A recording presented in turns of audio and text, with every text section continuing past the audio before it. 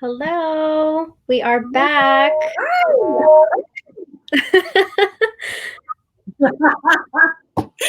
How are you? It's been forever. Hello. Welcome back, everyone. We are your hosts for today. I'm Diosa. And I'm Mala. We are the producers and hosts of a local Latinx LA-based podcast called Locatora Radio. And we're so excited to be your host for today. Thank you for joining us for Grand Park's Our LA Voices 2020.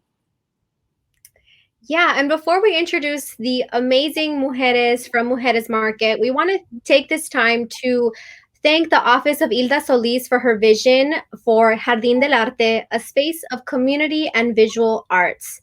This upcoming activity is brought to you by Jardín del Arte.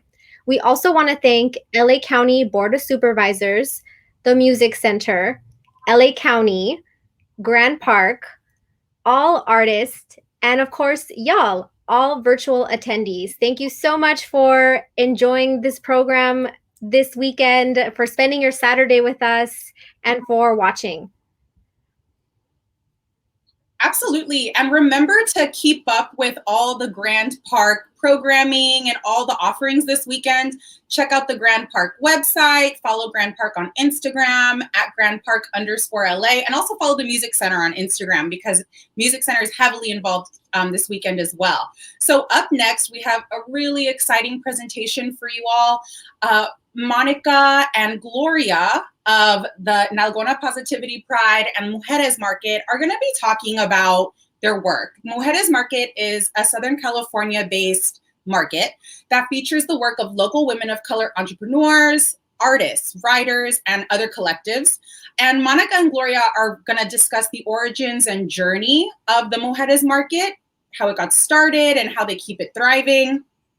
They're also going to do a little bit of talking about how the organization is working with its vendors who are currently impacted by the current COVID-19 public health crisis. So it's really important for us to talk about women of color entrepreneurs because, as we know, women of color tend to contribute like a lot economically to our families and to our communities. Women of color are really like economic cornerstones and pillars of families and communities.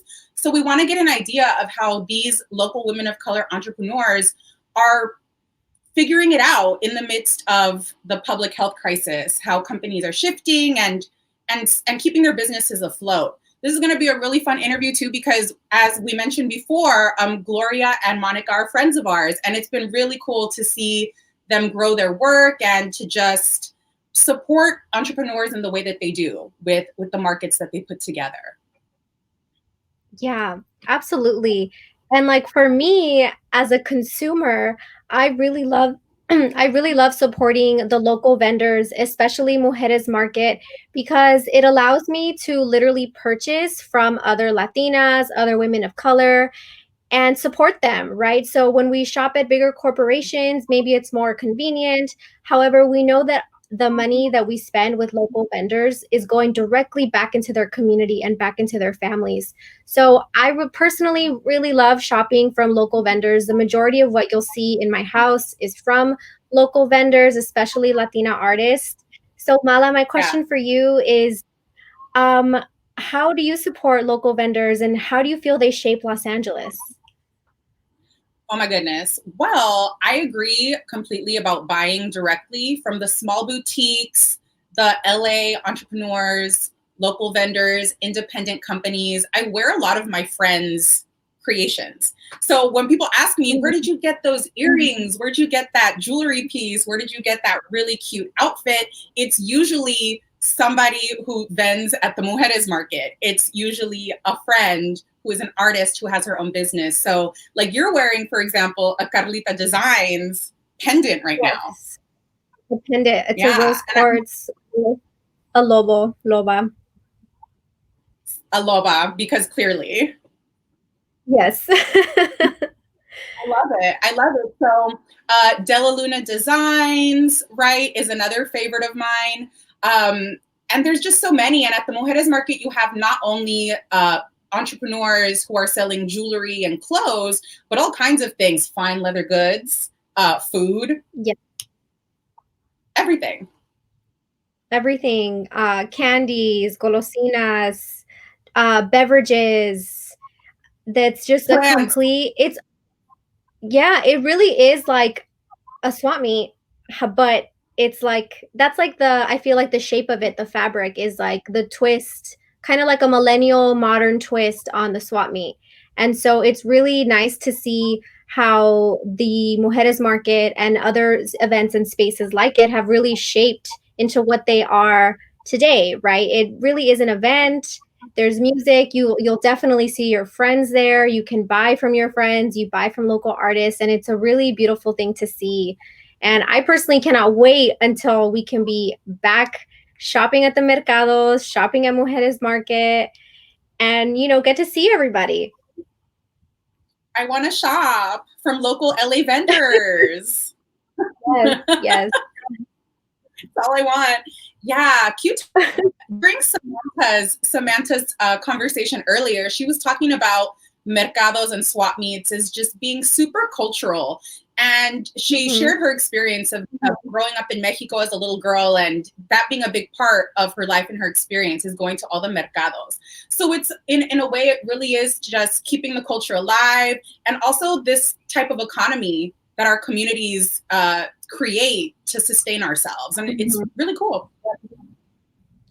Yeah, I think that informal economy is still very much it's a big part of Los Angeles, and a lot of our community members partake in it in some type of informal economy, whether that be through vending, through street vending, through side hustles, through the gig economy. We are all involucrados. We're all involved in it in some way. So, it's important to support, right? And to also highlight what other folks are doing across LA, and especially what they're doing during this COVID-19 pandemic. 100%. And you know what? I think that there's probably a story buried under here somewhere, not even buried, but I have a feeling that senoras, that women of color are the ones supplying basically all their families and communities with masks right now. The number of women that I've seen beginning to sew and make and sell their own masks on Instagram alone Mhm, has been like mhm. incredible. And I know a lot of Yeah. mujeres have started making and selling masks not only to keep people healthy but to keep themselves afloat, right? As the economy is going through this shaky time. And I think that's super powerful because we know we have a Mhm, public health crisis. Our federal government is really not doing what it needs to do to keep us all safe. So just mujeres, women, just folks in the community are the ones stepping up and creating like public health resources in the form of masks. And I think that's like incredible. Right. I mean, and then anytime that there's a need for something, that our community needs something, we see people step up, right, in very creative ways. And so one thing that I've seen is how I'm seeing less flower street vendors, and I'm seeing more folks selling masks. So I think that that's really interesting. Yeah, it's 100%. just the And ingenuity of it. it's the ingenuity. It's like how multi-talented and multi-dimensional are we also, that you can just flip from one week having your like regular products that you sell to having a totally different set of products the next week to just adapt. Mhm. Yep. Yeah, Really incredible. absolutely. Yeah. Yeah. So, Monica and Gloria, we can't wait to talk to them about all of this and get a little bit more insight about how each individual vendor, right, that they work with, what they've seen on the ground, Mhm. and what they can describe as far as how businesses are adapting. Absolutely. And Monica and Gloria will be interviewed by Marty Preciado, Grand Park's program manager. And so you saw her interview also Samantha earlier about the swap meet, her work that she was doing with the swap meets and documenting. So we're really excited to see them and hear their conversation. So now up next, we got Gloria and Monica of Mujeres Market and Nalgona Positivity Pride. Enjoy.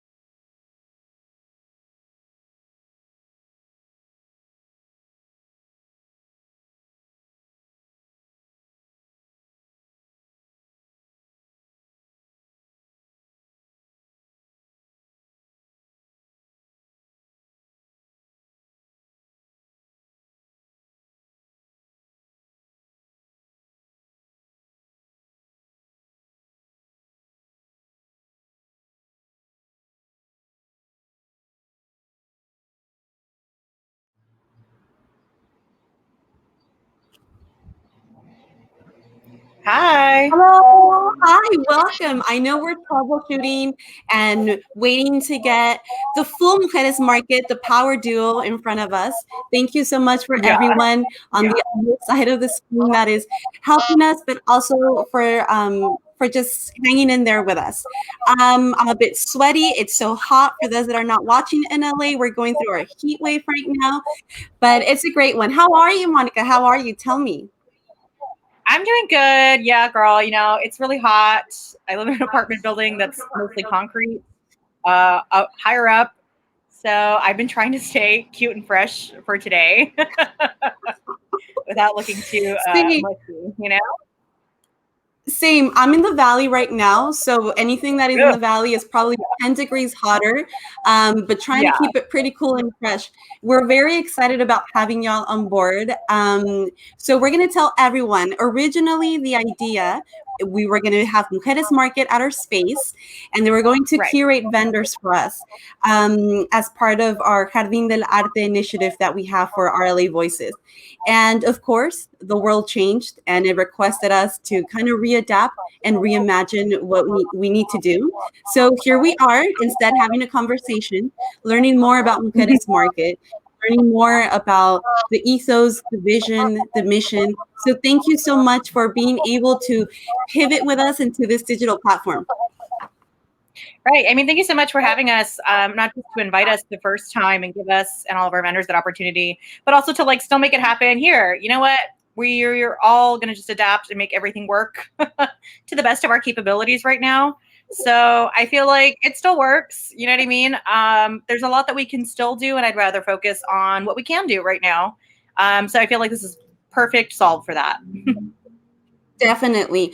So before we start, before we talk about Mujeres Market and before we talk about the journey of why it was created and how that need was identified, I want to ask you something more personal. Going into Marketplace, what were some of the things you would purchase growing up? Or where were some of the places you would go and shop? And those things that really shaped your identity growing up, those things that for you meant, oh my God, this is my favorite thing, or this is what I'm collecting. What were those items that shaped who you are?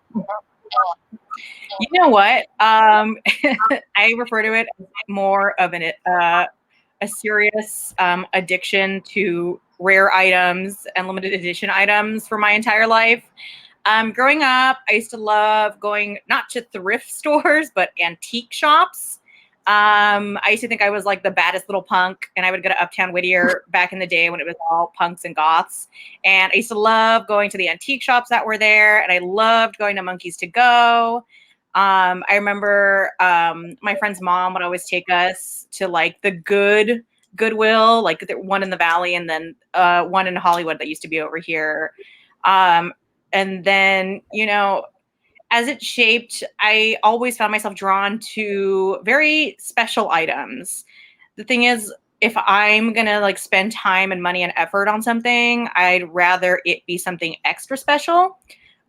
So my apartment, which thankfully you can't see for the most part right now, is filled with lots of limited edition art and one of a kind art that I've been collecting basically since I was a kid until now. Behind me, I have a painting from Alfie Numeric that I stalked her for to get.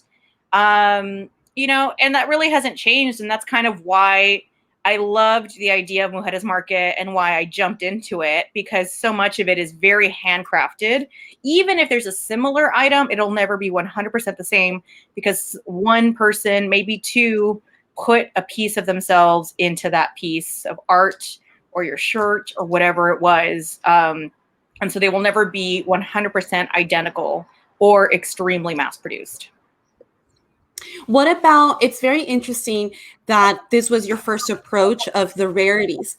How about entrepreneurs of color? Did you grow up seeing a lot of people of color that you would shop from? Or did you see opportunities for people of color around you to grow into small business owners? Right. You know, gratefully, I grew up with a relatively great amount of privilege. My mother owns her own business and she's a doctor. So I think that for me was the biggest kind of influence, is seeing and not really knowing anything other than, oh, like that's what we do. That's what like whatever women do or femmes do, right?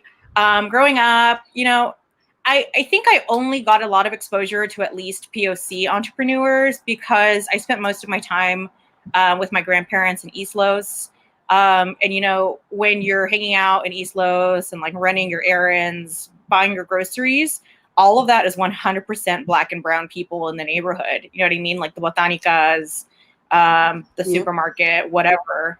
So I feel grateful that I did see a lot of brown people behind, a bigger business or a bigger name.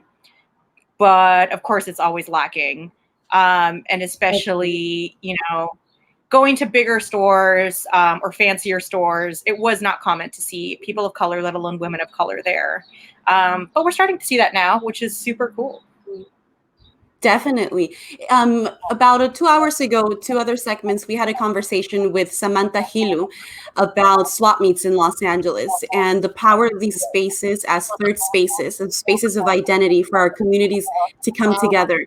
What are some third spaces or spaces of identity that you had growing up? So right now you said East Los, your grandparents. What other spaces in Los Angeles were spaces that you felt that you were home? Ooh, you know what? Not to be repetitive, but you know what? I found that some of my favorite spaces were, I'm so sorry. My cat's like trying to knock over my computer right now. Please excuse this. I think again, another major influence, and not to be super repetitive, but part of East Los, on the side that I grew up on, it's like we have Evergreen as a divider. So if you like grew up east of Evergreen, you have a different experience than those who grew up west of Evergreen, right? It's all East LA. Most of it is Boyle Heights. But going to the Mercadito, which for folks who don't know, it's basically a gigantic converted warehouse. There's a bunch of tiny little stalls. It's a relatively permanent swap meet, but the same vendors are always there. And so a lot of my identity, I feel like, was embedded there, especially because there's so many different kinds of people there. And there's food and there's music, there's families, there's like older folks, younger folks. Some people are just coming in for a snack. And I loved that. And, I do actually think back to the experience of being at the Mercadito when I'm at like Mujeres Market or trying to cultivate something, because especially in a place like El Mercadito del Este, some of those people have been there for decades. There are people who were old when I was a kid, and they're still there, and they're still old. I don't know how. But it's great, and it's such a special place, and it holds such a special place in my heart always. And I hope that also, in a way that we're going to create that for other people with Mujeres Market or through Mujeres Market in some way. Other spaces, I had a really unusual upbringing as well.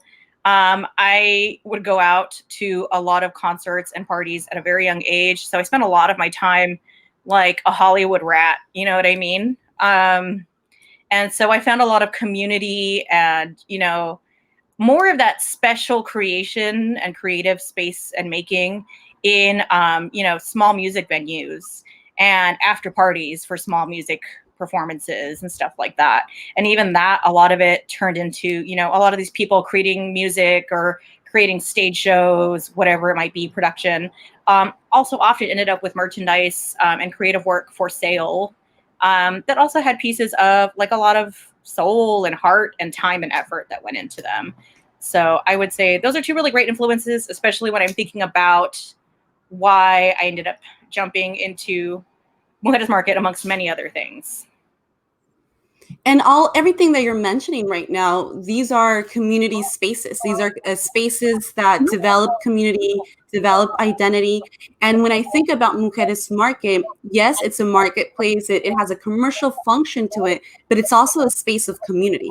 It's also a space of empowerment for many women. Sometimes I think about it where women have financial freedom and there's an economic justice to it where women are able to depend on themselves, sometimes even leave abusive relationships or men that they financially depend on. And it's these spaces where they can probably have an income or sell their goods and their talent. So maybe we'll wait a little bit more for Gloria, but maybe you can start telling me a little bit more about that community spirit that you find at Mujeres Market. Right. That's actually one of my favorite things. And we've been told this a few times by other people, so I know it can't just be myself or just Gloria who feels it or senses it. We've had a lot of people tell us that there's a very specific feeling and energy at Mujeres Market whenever you go, and it's unlike any other shopping experience, really. And I think a lot of that is because it's so heavily community based. A lot of people can toss around the word grassroots, but we really genuinely are. We were joking before this that we're fortunate enough that Mujeres Market, for both of us, we are able to have Wi-Fi and computers after some trepidation there. But, it's so much goes into it because it's part of it is, everybody's putting so much work into it. So everybody invites their own community and that already kickstarts it. But then, everybody knows each other. Some folks have been vending for the last 15 years. Some people just started vending. So it's a very supportive community. I think as an example, there was this moment that, I don't know, it just stuck with me forever, is that one of our vendors was trying to make her way in back when we were still at Eastside Cafe. And her cart tipped over with all of her merchandise in it. And no one said anything. She was just kind of just like, oh man, no one said anything, but it was automatic. 4 different vendors left what they were doing and walked over to her and helped pick everything and take it to her spot that was allocated for her. You know what I mean? It's very different. I think we all understand that we're trying to build something and maintain something extra special. And, that's just part of it, but it's so much more than that. And I couldn't really put my finger on it. I think it's also the kinds of people that we're bringing in. There is a very extensive application process compared to most marketplaces for our market. So I'm sure that feeds into it as well. And we think about all the smaller touches, like, is this accessible, not just in terms of wheelchairs, but is it accessible bodily? Is it accessible for people who might need like a different, restroom situation? Is it accessible for folks who are non-binary? We try to be as thoughtful and conscientious from the top all the way to the very bottom. We've had sometimes 3-hour meetings on accessibility of different venues or situations, or making plans to make it more accessible if need be. And again, while the focus originally was on women of color for Mujeres Market, we figured that was just too narrow still. So, we're really open to women of color and queer trans people of color, non-binary folks, et cetera, and we're one of the few markets, I think, that's really mixing different kinds of cultures together. So we have like a nice balance of, South Indian, East Asian, different kinds of people from all over Latin America. We have lots of amazing Black vendors, and so on. And as we get bigger, we're bringing in new people, which I'm very excited about. Nothing brings us both more joy than finding cool new people that are making cool stuff that we're into or we think other people would be into. It's the best. And I think also our referral network, so to speak, which is other vendors who come, enjoy it so much and ask their friends to join us also, is amazing. And the beauty of Mujeres Market is that as well. It's giving space and highlighting not only vendors, but the stories of communities that have been historically disenfranchised and ostracized, communities that don't have the space to grow or a space where to vend or even put their space or to get to be known. You offer that platform. So was that an intention when you started Mujeres Market? Was it an intention to be a commercial function space? Or did it slowly start evolving and developing into a family and a community space, a place where stories and items that were not probably highlighted in mainstream markets, if we want to call it like that, general market spaces, Mujeres Market became that key element to give and leverage folks, their talent and their resiliency? Right. Again, I know we're still having some difficulties here, so I wish that Gloria was here. Just because when Mujeres Market started, I was not yet part of either Nalgona Positivity Pride or Mujeres Market yet. I joined in maybe on the 4th or 5th market. But I feel like it was always created that way. So, after we all had a very traumatizing 2016, the upside to that was so many amazing communities of color really got together and got really creative and started just making stuff. You know what I mean? Mm-hmm. So one of those pieces was that Nalgona and Gloria had decided to start facilitating I think it was like once a month or something like that. There was only a few meetings to create a women of color entrepreneur gathering, which was anywhere from 10 to 15 women in the community, I believe. They used to meet in East LA at our friend Medicinas Lupitas, who's a vendor, house in East LA. And I think a lot of what they kept bringing up in their meetings was, what can we do? Like, where are the opportunities for us? And it was like, well, maybe we should just create them. So then that quickly pushed, the idea of creating like a new kind of marketplace, which had Gloria basically put together the framework for Mujeres Market and put together the first few. Oh, there she is. Can everybody see her? I can see you now. There you are, Gloria. Hi. Can you hear us? Can you hear us? I can see you. Yes.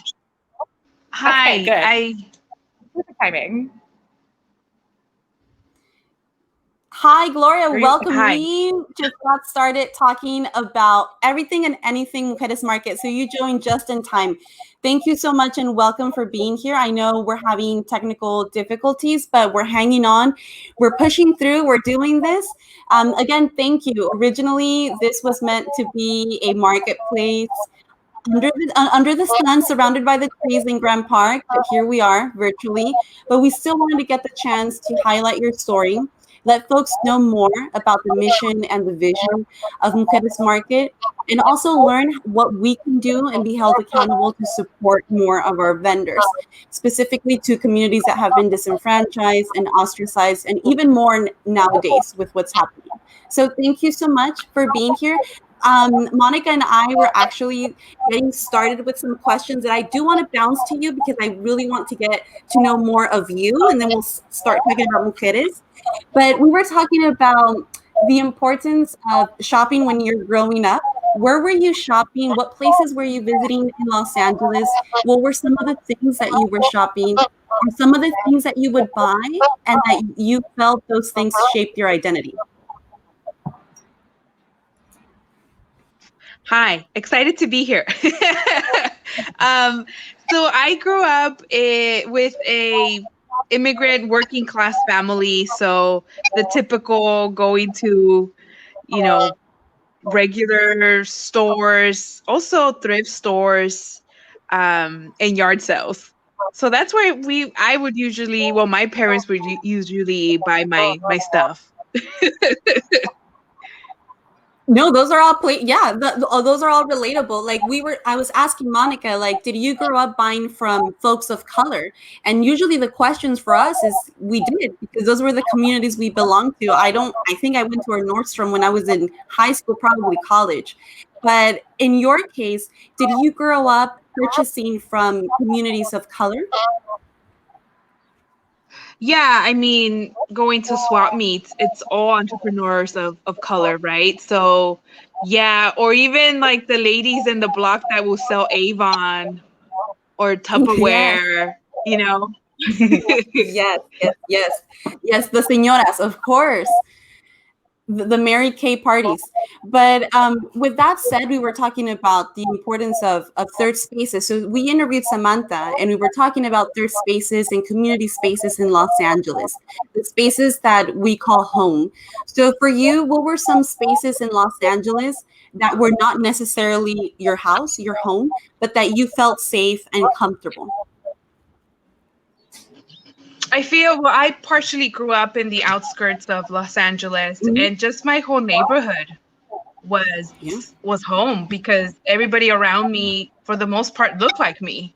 And so I felt safe as a kid going to the convenience store in the corner by myself, and knowing that everybody was protecting one another, and that for the most part, we all knew each other. Definitely. And we were talking a little bit more, and this is where I want to have more of your input. Mujeres Market, aside from being a market that gathers women of color, small businesses or vendors or folks from the community in order to display and sell their art, it's becoming a community hub and a community center. So tell me a little bit more about why Mujeres Market. How did you identify this need? And tell me a little bit more about its story. Yeah, so it was in the summer of 2017 that I started hosting in-person women of color entrepreneurial meetups. And, essentially it was homegirls supporting homegirls. I feel that even as a kid, I always had a entrepreneurial spirit. And so I just noticed that there was a lack of organizing and sharing resources amongst my own community. So I started these groups as a way to do knowledge shares and to help one another out. And so in these in-person meetings, which by the way, we would actually meet in one of our now vendors of Mujeres Market, Lupita's Medicina, in her living room in East LA. And in one of these meetings, we were talking about, there aren't that many events that are for us to sell our products or our art. And so this is how the idea of Mujeres Market came to be, was because we wanted to support one another and we wanted to showcase our work and have the community support us. So that is how we hosted the first Mujeres Market in El Sereno at Eastside Cafe, which is an autonomous community space that has been inspired by the Zapatista movement in Mexico. And so we did our first Mujeres Market there. We had a good turnout. And then the following Mujeres Market, we collaborated with Eastside Cafe, and we even had a bigger attendance. And so that is how little by little Mujeres Market came to be. And it came to be because there was a need. We wanted to help one another out and create our own opportunities. So Monica and Gloria, help me in visualizing Mujeres Market. Give me a mental walkthrough of what am I expected to hear, see, or buy if I go to Mujeres Market. I guess I'll start. We like to give you a lot of excitement and full sensory overload pretty much as you walk in. I think you'll know exactly that you're at Mujeres Market pretty much immediately. There's tons of color everywhere, not just from the product, but sometimes from our own decorations or our own merchandise. We always have the best music playing from one of what are usually our 4 resident DJs. There's always amazing food. We always have food that's, something for everyone, and it always smells and tastes amazing. And it's really hard not to keep going back to all day while you're at the market. There's, so much going on, people talking, people laughing, and lots of amazing, just brown and black folks getting together, gathering together and having a great time would be the basics. So like a paradise. I mean, basically a little chunk of paradise, right? Because, we're still limited, yes. Still grassroots. But, we try our best to just make it super fun. We want to make it a place that we want to be there. Obviously, we want to make it a place that you want to come join us at. And we want to track you there with us, for as long as possible. So we can all, have a good time and have fun, even just to little touches of, we pretty much always have community dining, right? We usually have a few round tables or long tables, and it's whoever fits sits, and you get to sit down and enjoy food or just take a little break. Sometimes we have vendors who have little workshops or little activities that you can do, and that, takes up a minute. We tend to always have, a couple, tarot readers, Akashic readers, etc. It's a place where you can be fulfilled physically, mentally, emotionally, spiritually, and also if you're hungry, you can get fed. And I don't know a better situation than that. And I want to go back to what you mentioned, grassroots. That is very important also because many of the vendors that you're working with are also grassroots vendors. And they might not have the knowledge of how to apply for a seller's permit or any of the tax issues that they have to face. Sometimes they face a language barrier when it comes to dealing with the city or the county. Could you illuminate us a little bit more with the challenges that both Mujeres Market, both of you face as a marketplace, and the challenges that you've seen that the vendors also face when being small business owners? I think the biggest thing is all of the legitimate paperwork involved for some people, for some events. Again, I feel like grassroots is a word that's thrown around a lot, but I don't think a lot of people understand what that really is or means. A lot of our vendors have kind of just been, making stuff on the side, and then that's just like turned into their full-time thing, but they don't sit there and think of like a business plan or a business model and what kind of licenses should I have, what kind of permits am I getting, how do I work with the city. Like that's never coming up, especially because a lot of them are really only vending at community spaces, not just ours, some other folks too, of course, but they're all very community spaces where, it's welcoming to everybody. So it's definitely a challenge. And, obviously until recently, we've been trying to kind of work on new programming where we could have workshops to help folks who want to become more legitimate, whatever that means, right? Yeah. And recently I had to put together like a packet because, I understand that the city of LA believes that their website is very easy to use to get like seller's permits, for example.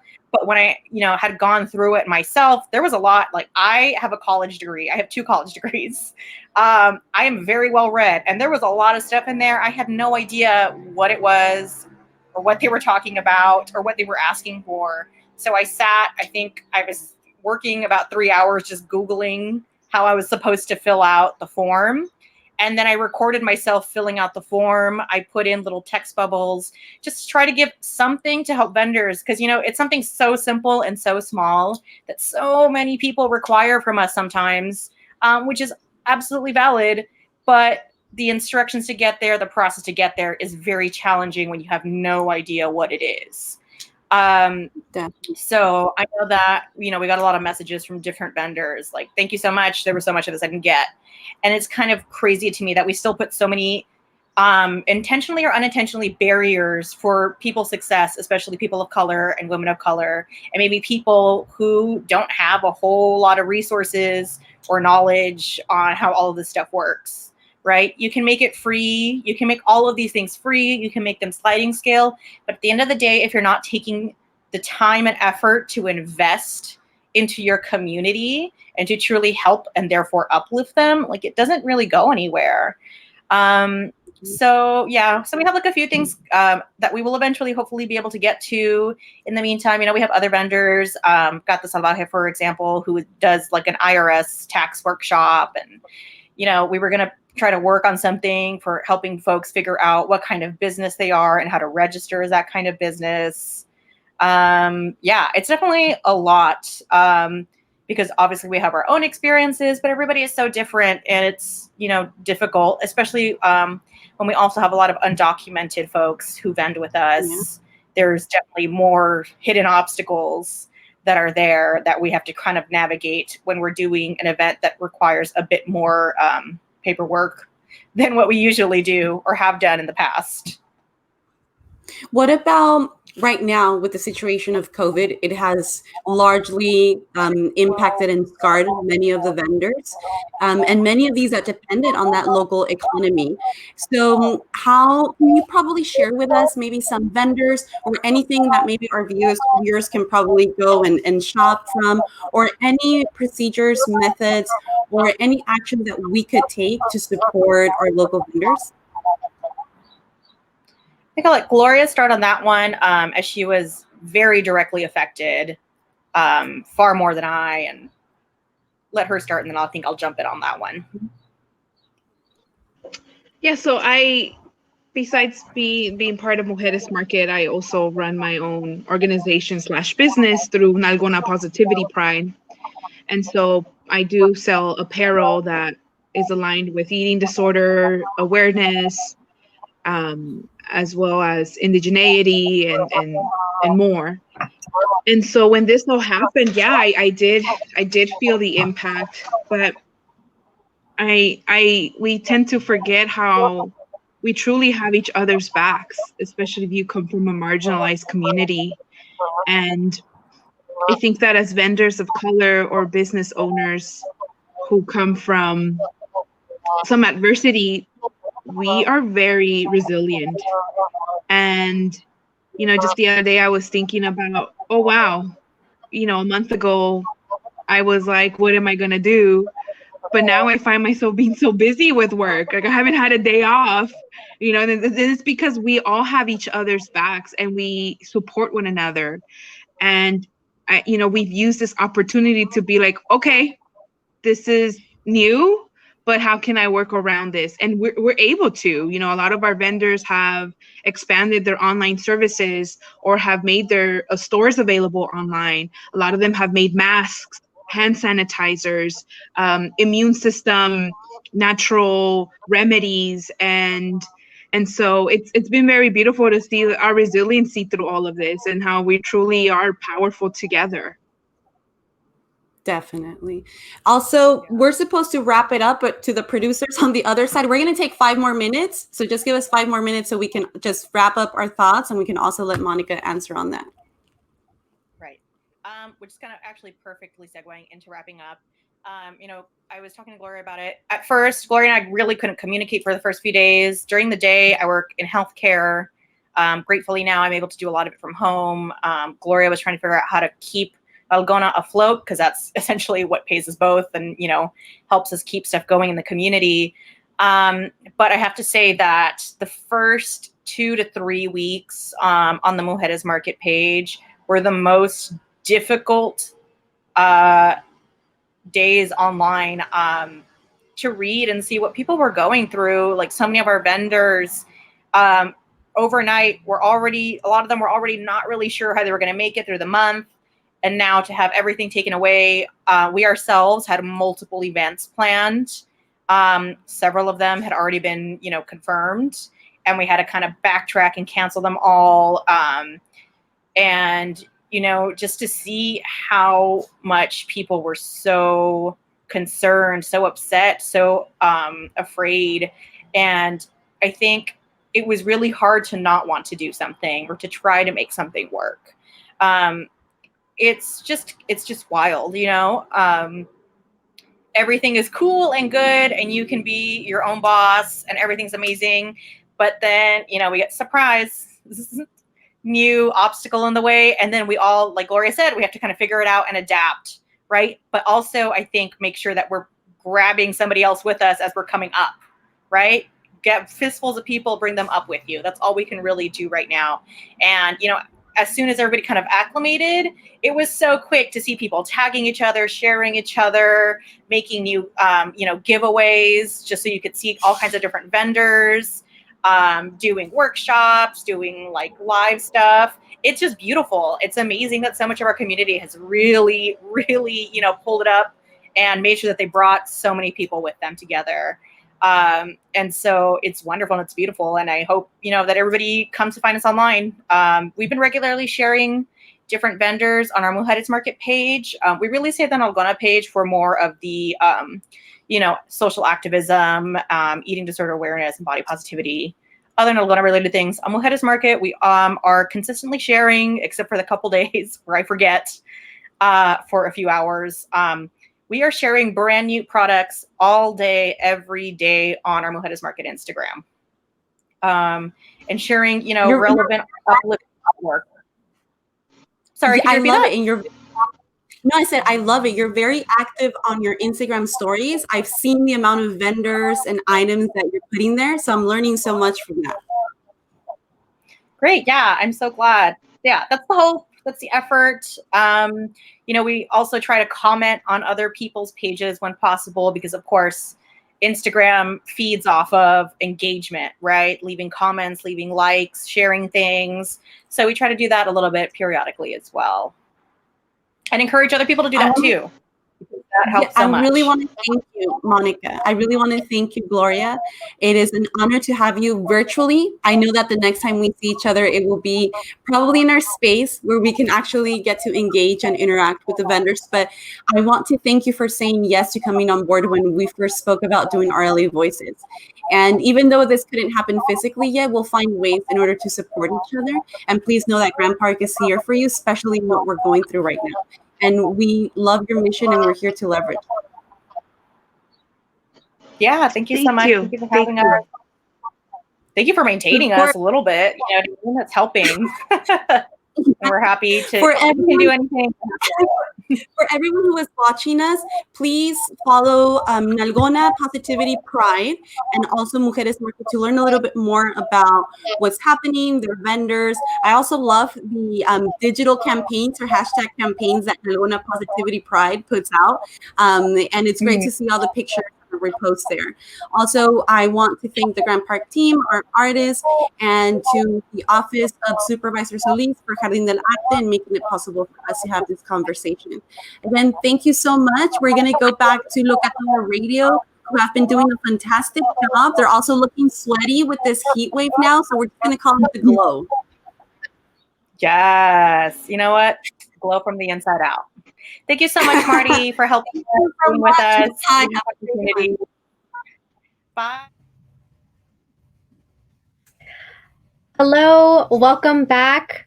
I am Diosa, the co-host, co-founder, and co-producer of Locatora Radio. We are your host for today. I'm one half of Locatora Radio. As you can tell, Mala is not here right now, but she will be joining us for the next time that we're back. So that was an amazing conversation with Gloria and Mónica of Mujeres Market. I really liked the way they talked about resiliency and creating spaces of empowerment for women of color and women or folks of all genders. So that was such an amazing conversation. So we are going to take a break right now, and then we will be back with our next performer. But before that, I want to once again thank the Office of Hilda Solis for her vision of Jardín del Arte, a space of community and visual arts. This upcoming activity this previous activity was brought to you by Jardín del Arte and the Office of Hilda Solis. Also want to thank the LA County Board of Supervisors, the Music Center, LA County, Grand Park, all artists involved both today and tomorrow, and all of you that are tuning in from the comfort of your homes, with your families, with your roommates, with your loved ones. All of you are virtual attendees. Thank you so much for tuning in, for watching, for sticking by with us during these technical difficulties. So just a quick reminder as well, if you're keeping up with us on social media, if you're engaging, if you're tweeting, if you're posting, please tag Grand Park _LA and Music Center LA on all social media handles. And you can also join the conversation with the hashtag Grand Park RLA Voices. So once again, I'm Diosa from Locatora Radio, and it's just been an amazing day of programming, from Gloria Lucas and Mónica Virgen Zamora from Mujeres Market to Lina Fornia. We had Samantha earlier. And so it's just been an amazing day thus far. And we're going to have more folks, more artists, more entertainment as the evening progresses. So thank you so much for sticking with us. It's been amazing. And this is our first time digital hosting. And so this is just, an experience, and we're all thinking about our new normal and how we're in quarantine and how we're in the midst of a public health crisis. So just want to remind everyone to continue practicing self-care, drink water, stretch, walk around, have a snack if you need to. It's about that time. It's getting closer to dinner time. So Yeah, thank you so much for sticking with us. And up next, we will have Jansport J. And so before we introduce him, we will go on a quick break, and we will be back at 4:45. So thank you once again for tuning in. Thank you to everyone that's watching, and we will see you in a bit.